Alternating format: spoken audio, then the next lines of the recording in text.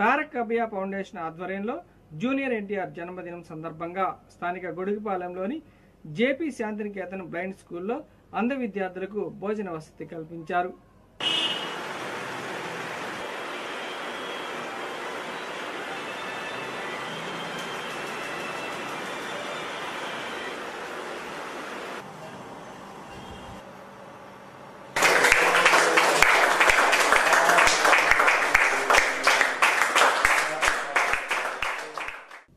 Junior NTR జన్మదినం సందర్భంగా ముందుగా అంధ విద్యార్థుల సమక్షంలో కేక్ను కట్ చేసి శుభాకాంక్షలు తెలియజేశారు. అనంతరం వారికి భోజన వసతి కల్పించారు.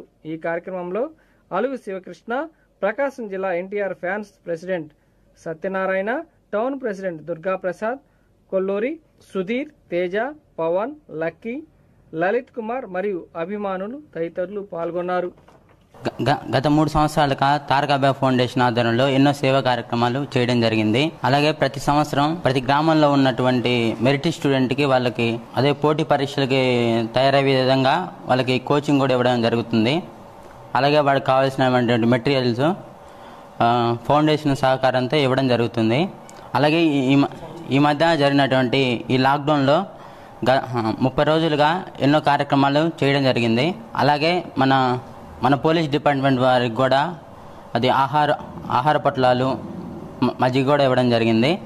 ఈరోజు మా అన్న నందమూరి తారక రామారావు జన్మదిన సందర్భంగా ఈరోజు స్థానిక ఒంగోలులోని జేపీ శాంతినికేతన్ బ్లైండ్ స్కూల్లో వాళ్ళకి ఆహార వసతి కల్పించడం జరిగిన లాక్డౌన్లో అందరికీ తెలిసిందే, ఎంతోమంది ఎన్నో అవస్థలు పడుతున్నారు.